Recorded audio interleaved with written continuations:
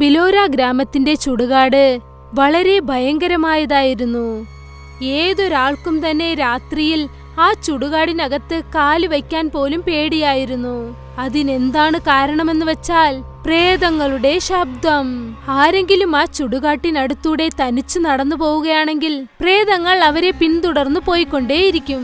ആ പ്രേതങ്ങളുടെ ശബ്ദമെങ്ങാനും കേട്ട് അവൻ തിരിഞ്ഞു മാത്രം നോക്കിയാൽ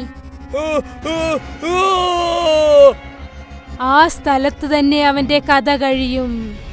ആ ഗ്രാമത്തിലുള്ളവർ ഇതിന് ഒരുപാട് കഥകൾ പറഞ്ഞു വന്നു. എന്റെ മാമൻ ഒരു രാത്രി ഈ ചുടുകാട്ട് വഴിയിൽ നടന്നു വന്നിരുന്നു. അദ്ദേഹം വല്ലാതെ പേടിച്ചുപോയി. പിന്നെ ഹനുമാന്റെ പേരും പറഞ്ഞിട്ടാണ് വന്നുകൊണ്ടിരുന്നത്. ജയ ജയ ആഞ്ജനേയ, ജയ ജയ ആഞ്ജനേയ, രാമന്റെ തൂതനെ, രാമന്റെ ജീവനെ, ജയ ജയ ആഞ്ജനേയ, ജയ ജയ ആഞ്ജനേയ. അദ്ദേഹത്തിന് ആ ചുടുകാരനെ പറ്റി നല്ല കഥയെല്ലാം അറിയാം. അദ്ദേഹത്തിന് ശവത്തിന്റെ ശബ്ദമൊക്കെ കേൾക്കാനും തുടങ്ങി. അദ്ദേഹം പുറകിൽ നോക്കാതെ നേരെ നടക്കാൻ തുടങ്ങി. ആ സമയത്താണ് മാമിയുടെ ശബ്ദം അദ്ദേഹം കേട്ടത്. നിങ്ങൾക്ക് ഞാൻ വിളിക്കുന്നത് കേൾക്കുന്നോ? മാമിയുടെ ശബ്ദം കേട്ടപ്പോൾ അദ്ദേഹം തിരിഞ്ഞു നോക്കി. അപ്പോൾ ആ ശവങ്ങളൊക്കെ മാമനെയും ചുടുകാട്ടിലേക്ക് കൊണ്ടുപോയി. ശരി, ഇതൊക്കെ നിനക്കെങ്ങനെ അറിയാം? കാരണം മറ്റേ ദിവസം മുമ്പ് വരെ എൻ്റെ മാമൻ ജീവനോട് ഉണ്ടായിരുന്നു. അദ്ദേഹത്തിന് നടന്ന എല്ലാ ശിക്ഷകളും എൻ്റെ അച്ഛനടുത്ത് അദ്ദേഹം പറഞ്ഞിരുന്നു. പിന്നെ എൻ്റെ അച്ഛൻ എൻ്റെ അടുത്തും പറഞ്ഞിരുന്നു. അങ്ങനെ വെച്ചാൽ ചുടുകാട് വല്ലാത്ത ഭയങ്കര ചുടുകാട് തന്നെയാ. ഇതൊക്കെ എങ്ങനെ ഉണ്ടാ നിങ്ങൾ വിശ്വസിക്കുന്നേ? അവിടെയല്ലേ വയസ്സായ മുകേഷ് പല കൊല്ലങ്ങളിലായിട്ട് അവിടെ കാവൽ കാക്കുകയല്ലേ? നിങ്ങൾക്ക് അറിയില്ലേ? അതെ, അത് സത്യമാണ്.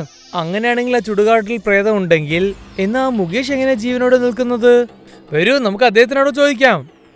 3 ഗ്രാമത്തിലെ ജനങ്ങളും നേരെന്താണെന്ന് അറിയാൻ വേണ്ടി മുകേഷിനെ ചെന്ന് കണ്ടു. മുകേഷ് മുത്തശ്ശ, നിങ്ങളടുത്ത് ഞങ്ങൾക്ക് ഒരു കാര്യം ആവശ്യമുണ്ട്. എന്താ ചോദിക്കാൻ പോകുന്നത്? ഈ ചുടുകാട്ടിലുള്ള പ്രേതങ്ങളൊക്കെ പ്രേതങ്ങളായിട്ട് ചുറ്റുന്നുണ്ടെന്നല്ലേ? ആ അതെ, സത്യം തന്നെ. ദിവസവും രാത്രി ആ പിണങ്ങളൊക്കെ ഒരു പ്രേതമായിട്ട് ചുറ്റുന്നത് കണ്ടിട്ടുണ്ട്. പിന്നെ ഓരോ മനുഷ്യനടുത്ത് പിന്നിൽ തന്നെ ചുറ്റി വന്നുകൊണ്ടിരിക്കും. നിങ്ങൾ പറയുന്നത് സത്യമാണെങ്കിൽ എന്നാ നിങ്ങളുടെ പിന്നിൽ അത് വരേണ്ടതല്ലേ? നിങ്ങൾ എങ്ങനെ രക്ഷപ്പെടുന്നത്? അതിന് ഞാൻ പറയുന്ന കഥ നിങ്ങൾ ആദ്യം കേൾക്കണം. ശരി, എന്നാ കഥ പറയൂ. ഇന്നിലിരുന്ന് 35 വർഷങ്ങൾ മുമ്പുള്ള കഥയാണിത്. ഞാനും എൻ്റെ സുഹൃത്ത് സുരേഷും അവിടെ ഞങ്ങൾ അനാഥമാരായിരുന്നു. ബിലോര ഗ്രാമത്തിൽ ഞങ്ങൾ ജോലി തേടി വന്നു. അവിടെയുള്ള ആ ചർച്ചിൽ ഫാദർ അന്തോണിയെ ഞങ്ങൾ കണ്ടു. ഫാദർ, ഞങ്ങൾ 2 പേരും ജോലിക്ക് വേണ്ടി വന്നിരിക്കുകയാണ്. നിങ്ങളടുത്ത് ഞങ്ങൾക്ക് വല്ലതും ജോലിയുണ്ടോ ഫാദർ? ജോലിയുണ്ട്, പക്ഷേ വളരെ ആപത്തായ ജോലിയാണ്. അതിൽ നിങ്ങളുടെ ജീവന് തന്നെ ആപത്താണ്. അല്ലാതെ തന്നെ ഞങ്ങൾ ഭക്ഷണം അല്ലാതെ ചാവാതിരിക്കുകയാണ്. ലോകം മുഴുവൻ നാശം കൊണ്ടിരിക്കുകയാണ്. ഞങ്ങൾക്ക് കുഴപ്പമില്ല. ശരി ഫാദർ ആന്റണി ഞങ്ങൾ ആ ശവക്കുഴിയിലേക്ക് കൊണ്ടുപോയി. ഇത് പഴയ ചുടുകാടാണ്. ബ്രിട്ടീഷുകാരുടെ ചുടുകാടാണ് ഇത്. ഈ ചുടുകാടൊക്കെ നിങ്ങൾ മുഴുവനും കാവൽ കാക്കണം. പക്ഷേ ഈ ചുടുകാട് എന്തിനാ നമ്മൾ നോക്കേണ്ടത്? ഈ ചുടുകാട് നിങ്ങൾ ശരിക്കും നോക്കേണ്ട ആവശ്യമില്ല. പക്ഷെ ജനങ്ങൾ ഇങ്ങോട്ട് വരുന്നത് നിങ്ങൾ തടുത്തേ പറ്റുള്ളൂ. നിങ്ങൾ ജനങ്ങളാണ് ശരിക്കും പാതുകാക്കേണ്ടത്. പക്ഷെ എങ്ങനെ?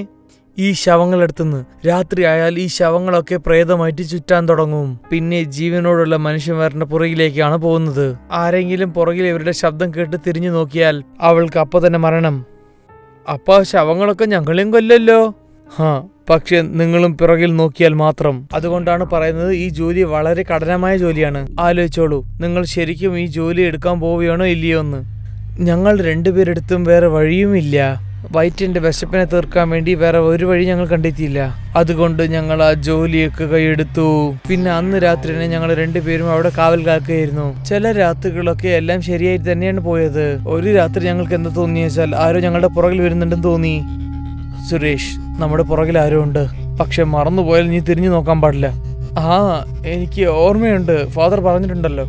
മിണ്ടാതെ ഗേറ്റ് വരെ പോവാം. ഞങ്ങൾ വല്ലാതെ പേടിച്ച് ഗേറ്റ് വരെ ഞങ്ങൾ പോയി. രാവിലെ പുലർച്ചെ ആവുന്നവരെ ഞങ്ങൾ ഗേറ്റിനടുത്ത് വെയിറ്റ് ചെയ്തു. ഇതേപോലെ തന്നെ പല പ്രാവശ്യം ഞങ്ങൾ ഇതുപോലെ തന്നെ ചെയ്തു. ഓരോരോ പ്രാവശ്യം ഞങ്ങൾ ഗേറ്റിനടുത്ത് വന്ന് ഇങ്ങനെ മിണ്ടാതെ ഇരിക്കും. ആ പ്രേതങ്ങൾ എന്താ ഗേറ്റ് വരെ വരാതെ ഞങ്ങൾക്ക് മനസ്സിലായില്ല. പല വർഷങ്ങൾ കഴിഞ്ഞു. ഞങ്ങൾ ബിലോര ഗ്രാമത്തിൽ വളരെ സന്തോഷമായിരുന്നു. സുരേഷ് ഗൗരി എന്നൊരു പെണ്ണിനെ സ്നേഹിക്കാൻ തുടങ്ങി. അവൻ ആർക്കും അറിയാതെ ഗൗരിയെ പോയി നോക്കാറുണ്ട്. ഒരു പ്രാവശ്യം ഞങ്ങൾ ചുടുകാട് കാവൽ വെക്കുന്ന സമയത്ത് വീണ്ടും ആ പിണങ്ങളൊക്കെ ഞങ്ങളുടെ പിന്നിലേക്ക് വരാൻ തുടങ്ങി. ഞങ്ങൾ എപ്പോഴും പോലെ ഗേറ്റ് വരെ നടക്കാൻ പോയി. ഞങ്ങൾക്ക് പിണങ്ങളുടെ ശബ്ദം കേട്ടുകൊണ്ടിരുന്നു. എന്നാലും ഞങ്ങൾ നടക്കാൻ തന്നെ തുടങ്ങി. പെട്ടെന്ന് സുരേഷിന് ഗൗരിയുടെ ശബ്ദം കേട്ടു. സുരേഷ്, സുരേഷ്, സുരേഷ്, എന്നെ രക്ഷിക്കേ! സുരേഷ് പേടിച്ചു പോയി. അവൻ ശരിക്കും ഗൗരി അവിടെ പെട്ടു എന്ന് വിചാരിച്ച് അവൻ തിരിയാൻ നോക്കി. സുഹൃത്തെ, തിരിഞ്ഞു നോക്കല്ലേ, അത് പ്രേതത്തിന്റെ മായ കളിയാണ്. ഇല്ല, എന്റെ ഗൗരി രക്ഷപ്പെടുത്തേ പറ്റുള്ളൂ. സുരേഷ് തിരിഞ്ഞു നോക്കി. ആ പെണ്ണുങ്ങളൊക്കെ സുരേഷിനെ കൊണ്ടും പോയി. സുരേഷ്, ഞാൻ എന്റെ സുഹൃത്തിനെ രക്ഷിക്കണമെന്ന് വിചാരിച്ചു. പക്ഷെ എന്തു ചെയ്യാനാ, അന്ന് ഞാനും തിരിഞ്ഞു നോക്കിയിട്ടുണ്ടെങ്കിൽ ആ പ്രേതങ്ങളെ എന്നെയും വലിച്ചു കൊണ്ടുപോയേനെ. ഞാൻ അവിടുന്ന് കരഞ്ഞുകൊണ്ട് എന്റെ ഗേറ്റിനടുത്ത് പോയി. ഗേറ്റിനടുത്തിന് പോയ ശേഷമാണ് ഞാൻ തേമ്പി കരഞ്ഞുകൊണ്ടിരുന്നത്. പുലർച്ചെ ആയ ഉടനെ ഞാൻ തിരിഞ്ഞങ്ങോട്ട് പോയി. എനിക്ക് കിട്ടിയത് സുരേഷിന്റെ ശവമാണ്. എടാ പേടിത്തൊണ്ടാ, നീ വിചാരിച്ചിട്ടുണ്ടെങ്കിൽ നിന്റെ സുഹൃത്തിനെ രക്ഷിക്കാമാരില്ലേ? പേടിത്തൊണ്ടൻ വായ് മൂടാൻ. മുകേഷ്, നീ ചെയ്തത് വളരെ ശരിയാണ്. അപ്പോ നീ തിരിഞ്ഞു നോക്കിയിട്ടുണ്ടെങ്കിൽ അവർ നിന്നെയും കൊണ്ടുപോയിട്ട് തന്നെ. പിന്നെ ഇവിടെയുള്ള ജനങ്ങളൊക്കെ പറയുന്നത് നിങ്ങൾ രണ്ടുപേരും മണ്ടന്മാരാണ്, നിങ്ങളുടെ മരണത്തിന് നിങ്ങൾ തന്നെ കാരണമെന്ന്. അതുപോലെ സംഭവം നടന്നതിന് ശേഷം ഒരു കാര്യം എനിക്ക് നന്നായിട്ട് മനസ്സിലായി. ചുടുകാട്ടിലുള്ള പിണങ്ങളൊക്കെ ഏത് ശബ്ദത്തിൽ വേണം സംസാരിക്കാൻ പറ്റുമെന്ന്. അവരുടെ ആഗ്രഹം അവർക്ക് വേട്ടയാടണം. ഞാൻ 35 കൊല്ലമായിട്ടാണ് ഈ ചുടുകാട് കാവൽ കാക്കുന്നത്.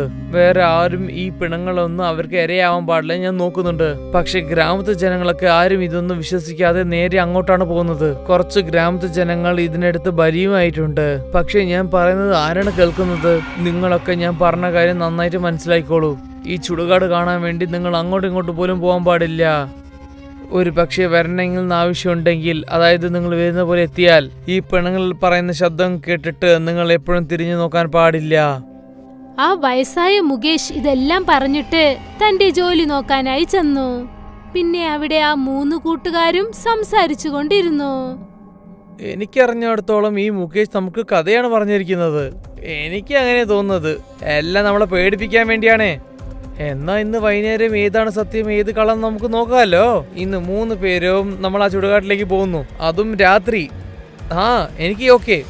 രാത്രി ഇരുട്ടിൽ ആ 3 കൂട്ടുകാരും ആ ചുടുകാട്ടിനടുത്തേക്ക് വന്നു. അവിടെ മൊത്തം ശാന്തതയായിരുന്നു.